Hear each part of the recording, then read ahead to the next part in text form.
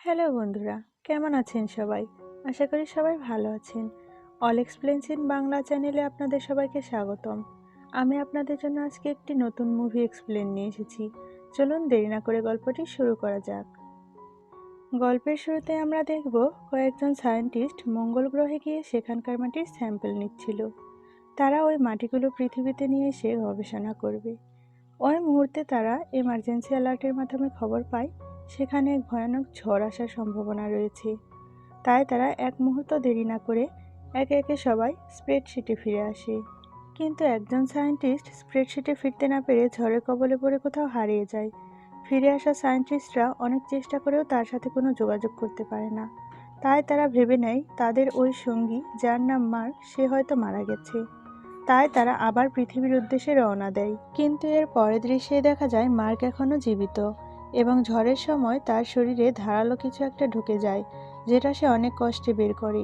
তারপর সে হাঁটতে হাঁটতে একটা শেল্টারে আশ্রয় নেয়, যেটা কিনা সব সায়েন্টিস্টরা মিলে বানিয়েছিল, এবং সেখানে পৃথিবীর মতো মধ্যাকর্ষণ শক্তি ও আবহাওয়া তৈরি করা ছিল। সেখানে যাওয়ার পর মার্ক চিন্তায় পড়ে যায়, কারণ এর পরের প্রজেক্টে এখানে 4 বছর পর মঙ্গল গ্রহে লোক পাঠানো হবে। এত বছর এখানে সে কি করে বেঁচে থাকবে? কারণ সেখানে যে পরিমাণ খাবার আছে তা দিয়ে সে 4 বছর টিকে থাকতে পারবে না। তাই তাকে যে কোনো উপায়ে হোক খাবার সংগ্রহ করতে হবে। তারপর সে শেল্টারে থাকা খাবার থেকে কিছু কাঁচা আলো হাতে নিয়ে সিদ্ধান্ত নেয় সে এখানে আলো চাষ করবে। কিন্তু এই জন্য তার পানি, উর্বর মাটি সহ পৃথিবীর মতো আবহাওয়ারও প্রয়োজন হবে, যার কোনো অস্তিত্ব এই গ্রহে নেই। তবুও সে হার না মেনে চাষের প্রস্তুতি নিয়ে প্লাস্টিক দিয়ে একটা জায়গা ঘিরে সেখানে প্রয়োজনীয় আবহাওয়া আর্টিফিশিয়ালভাবে তৈরি করে। আর এখন তার পানি প্রয়োজন হয়, কিন্তু সেখানে চাষ করার মতো পানি ছিল না, শুধু তৃষ্ণা মেটানোর মতো পানিই ছিল। কিন্তু সে জানতো কিভাবে পানি তৈরি করতে হয়, প্রয়োজনীয় সবকিছুই তার কাছে ছিল। তাই সে হাইড্রোজেনের সাথে অক্সিজেন মিলিয়ে সেটাকে জ্বালিয়ে পানি বানানোর চেষ্টা করে, এবং এর কারণে একটা ভয়ানক বিস্ফোরণ হয়। মার্কের মতে হাইড্রোজেন ও অক্সিজেনের পরিমাণ ঠিকই ছিল, কিন্তু তার নিঃশ্বাস নেওয়ার কারণে অক্সিজেনের পরিমাণ কমে গিয়েছিল, যার কারণে বিস্ফোরণ হয়। তাই সে হার না মেনে আবার চেষ্টা শুরু করে ও সফল হয়, এবং সেখানে বাষ্প বাষ্প বিন্দু তৈরি হয় এবং চাষের জন্য প্রয়োজনীয় পানি সে পেয়ে যায়। কয়েকদিনের মধ্যেই সেখানে প্রথম চারা অঙ্কুরিত হয় এবং মার্ক খুবই খুশি হয়। অন্যদিকে পৃথিবীতে মার্ককে মৃত বলে ঘোষণা করা হয় এবং মার্কের নামে একটি সমাধিও তৈরি হয়। এরপর একদিন এক অপারেটরের চোখে পড়ে যে পৃথিবী থেকে পাঠানো কিছু সরঞ্জাম মঙ্গল গ্রহের যেখানে রাখা হয়েছিল সেখান থেকে সরিয়ে অন্য জায়গায় রাখা হয়েছে, যা ছিল কিছু সোলার প্যানেল, যা মার্ক তার প্রয়োজনে সেখান থেকে সরিয়ে অন্য জায়গায় নিয়ে গেছে। তারপর সেই অপারেটর এই দৃশ্য তার সিনিয়রদের দেখায় এবং তারা বুঝে নেয় মার্ক সেখানে এখনো বেঁচে আছে। এরপর তাদের সিনিয়ররা বলে মার্ক এখনো বেঁচে আছে জেনেও আমরা তাকে সাহায্য করতে পারবো না, কারণ আমরা এখান থেকে রওনা দিলেও সেখানে পৌঁছাতে পৌঁছাতে মার্ক খিদা ও তৃষ্ণায় মারা যাবে, কারণ পৃথিবী থেকে সেখানে পৌঁছতে কয়েক মাস সময় লেগে যাবে। কিন্তু মার্কের কাছে ততদিন বেঁচে থাকার মতো খাবার ও পানি নেই। এর মধ্যেই 70 দিন কেটে যায়। মার্ক সেখানে একা। সে হিসেব করতে থাকে 4 বছর পর পৃথিবী থেকে যে স্প্রেডশিট পাঠানো হবে তা মার্কের থেকে আরো 3200 কিলোমিটার দূরে ল্যান্ড করবে।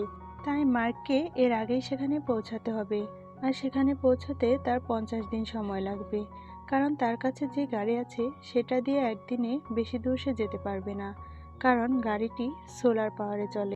ওইদিকে পৃথিবী থেকে মার্কের কাছে খাবার পাঠানোর পরিকল্পনা হচ্ছিল, এজন্য তাদের মোট 3 মাস লাগবে। আর মহাকাশযানটি পৃথিবী থেকে পৌঁছাতে আরও 9 মাস সময় লাগে, সুতরাং মোট 1 বছর সময় লাগবে। অন্যদিকে মঙ্গলে মার্কের আরও 48 দিন কেটে যায় এবং তার লাগানো ফসল থেকে 400টি আলোর চারা বড় করতে পারে সে, যা সে নিজেও কল্পনা করতে পারেনি। সে তার আশার থেকেও বেশি ফসল উৎপাদন করতে সফল হয় এবং সব আলু তুলে নিয়ে ছোট আলুগুলো আবার লাগিয়ে দেয়।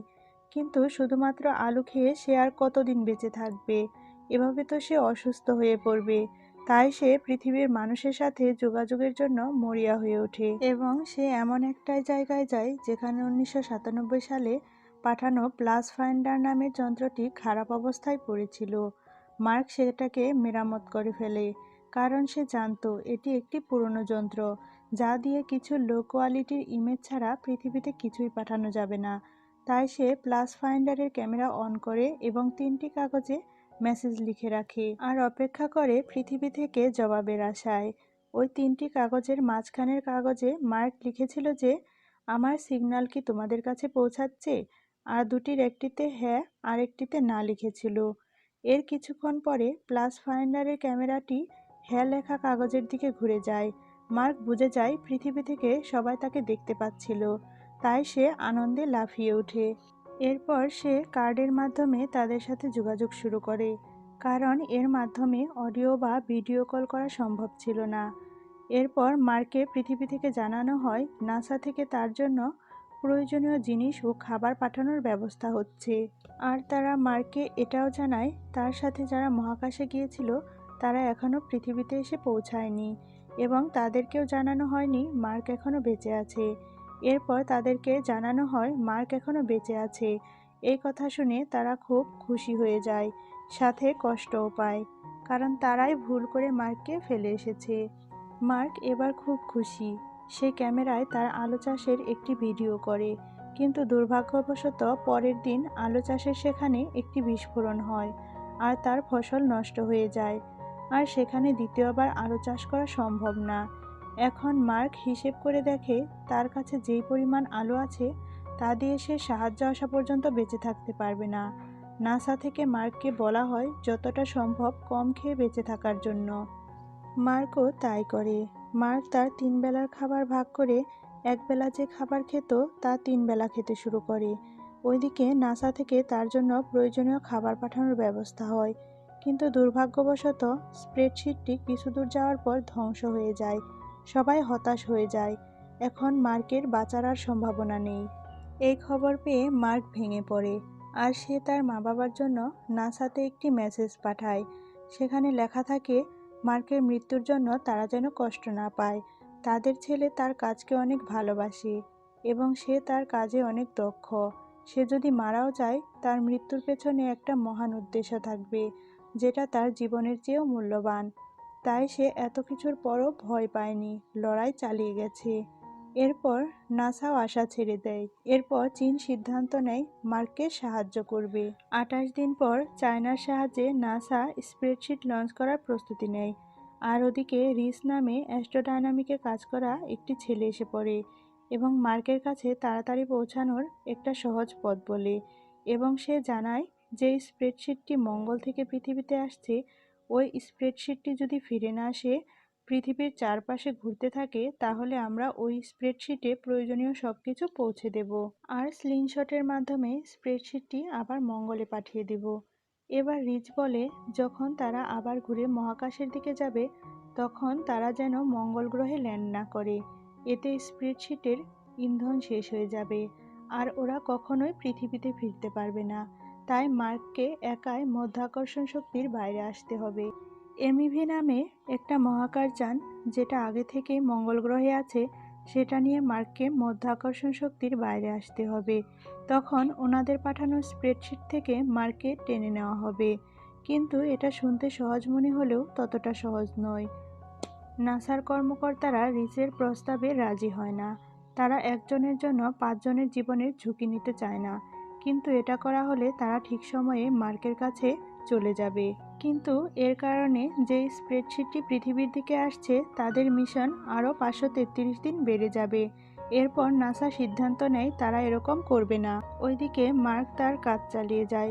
মার্কের টিম যে কাজ ঝড়ের জন্য কমপ্লিট করতে পারেনি, মার্ক সেই কাজগুলো একে একে কমপ্লিট করতে থাকে। ওইদিকে রিস নামের ছেলেটা, যার প্রস্তাব নাসা প্রত্যাখ্যান করেছিল, সে তার সব প্ল্যান রেডি করে নাসার 5 সদস্যকে জানিয়ে দেয় যারা পৃথিবীর দিকে ফিরছিল। এবার ওই সদস্যরা নাসার পারমিশন ছাড়াই মার্ককে বাঁচানোর সিদ্ধান্ত নেয়। আর নাসা স্প্রেডশিটের ঘুরে যাওয়া দেখে বুঝে যায় যে তারা মার্ককে বাঁচাতে যাচ্ছে। তাই নাসাও মার্কের প্রয়োজনীয় সব জিনিস স্প্রেডশিটে পাঠিয়ে দেয়। এজন্য চায়না তাদের তৈরি স্প্রেডশিটটি দিয়ে নাসাকে সাহায্য করে। অন্যদিকে মার্ক এমইভি নামক স্প্রেডশিট দিয়ে এগোতে শুরু করে, যদিও সে জানে এই স্প্রেডশিটটি দিয়ে কখনোই পৃথিবীতে পৌঁছানো যাবে না।